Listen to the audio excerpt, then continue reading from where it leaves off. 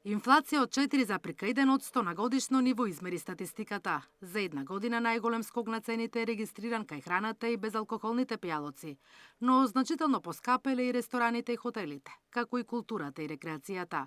Цените на мало пак бележат скок од 3,6% во 25-та во споредба со 2024 година.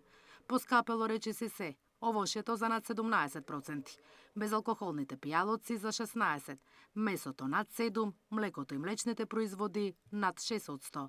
Единствено лани сме јаделе поевтин зеленчук. И додека во светот цените паѓаат, растот кај нас е драстичен. Виновни за високите цени, според анализите на владата, се маркетите, кои не го почитуваат законот за нефер трговски практики и ставаат високи маржи. Докази велат дека има и најавија клучна врата ако продолжат да го кршат законот.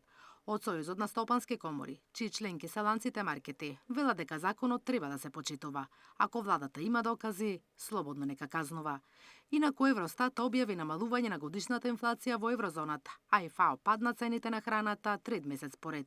Декемвриските бројки ќе ги соопштат утре, но сите очекуваат падот на цените кај месото, млечните производи, шеќерот и растителните масти да продолжи.